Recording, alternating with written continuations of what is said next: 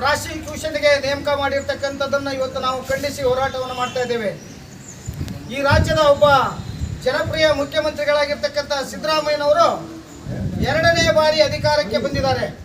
ಈ 2ನೇ ಬಾರಿಗೆ ಅಧಿಕಾರಕ್ಕೆ ಬಂದಿರೋದನ್ನು ಸಹಿಸಿಕೊಳ್ಳದೇ ಇರತಕ್ಕಂಥ ಕೋಮುವಾದಿ ಬಿಜೆಪಿ ಇರ್ಬೋದು, ಜಾತ್ಯತೀತದ ಹೆಸರಿನಲ್ಲಿ ಮುಖವಾಡವನ್ನು ಹಾಕಿಕೊಂಡು ಬಂದಿರತಕ್ಕಂಥ JDS ಪಕ್ಷದ ಮುಖಂಡರುಗಳು ಉದ್ದೇಶಪೂರ್ವಕವಾಗಿ ಈ ರಾಜ್ಯದ ಮುಖ್ಯಮಂತ್ರಿಯಾಗಿರ್ತಕ್ಕಂಥ ಸಿದ್ದರಾಮಯ್ಯನವರ ಆಡಳಿತವನ್ನು ಸಹಿಸಿಕೊಳ್ಳದೆ ಇವತ್ತು ಏನು ಈ ಸರ್ಕಾರ ಅಧಿಕಾರಕ್ಕೆ ಬಂದ ಮೇಲೆ ಎಲ್ಲ ವರ್ಗದ ಜನರಿಗೆ 5 ಗ್ಯಾರಂಟಿಗಳನ್ನು ಕೊಡ್ತಾ ಇದೆ.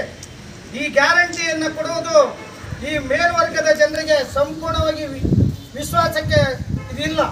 ಹಾಗಾಗಿ ಹೇಗಾದರೂ ಮಾಡಿ ಒಬ್ಬ ಹಿಂದುಳಿದ ವರ್ಗದ ನಾಯಕ 2ನೇ ಬಾರಿ ಮುಖ್ಯಮಂತ್ರಿ ಆಗಿರ್ತಕ್ಕಂಥ ಸಿದ್ದರಾಮಯ್ಯನವರನ್ನು ಹೇಗಾದರೂ ಮಾಡಿ ಕೆಳಗಡೆ ಇಳಿಸಬೇಕು ಅಂತ ಹುನ್ನಾರವನ್ನು ಕೇಂದ್ರ ಸರ್ಕಾರದ ಮೇಲೆ ಒತ್ತಡವನ್ನು ತಂದು ರಾಜ್ಯಪಾಲರ ಮೇಲೆ ಒತ್ತಡವನ್ನು ಹಾಕಿ ಇವತ್ತು ಸಿದ್ದರಾಮಯ್ಯ ಸರ್ಕಾರಕ್ಕೆ ಕಪ್ಪು ಚುಕ್ಕಿ ತರುವಂಥ ಕೆಲಸವನ್ನು ಮಾಡ್ತಾ ಇದ್ದಾರೆ.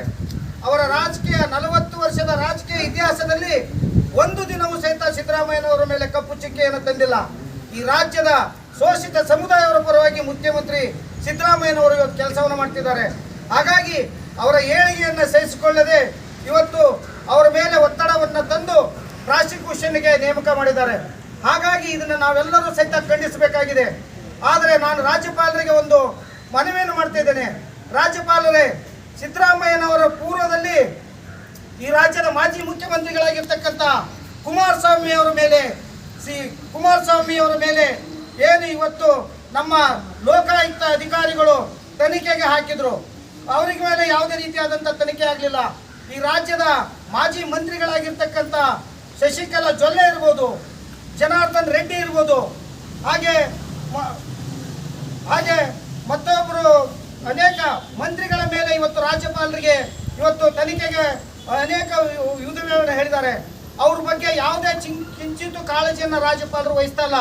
ಕೇವಲ ಒಂದೇ ದಿನದಲ್ಲಿ ಸಿದ್ದರಾಮಯ್ಯನವರ ಬಗ್ಗೆ ದೂರನ್ನು ಒಬ್ಬ ಖಾಸಗಿ ವ್ಯಕ್ತಿ ದೂರನ್ನು ಕೊಟ್ಟಾಗ ತತ್ಕ್ಷಣದಲ್ಲಿ ಪ್ರಾಸಿಕ್ಯೂಷನ್ಗೆ ನೇಮಕ ಮಾಡಿದ್ದಾರೆ.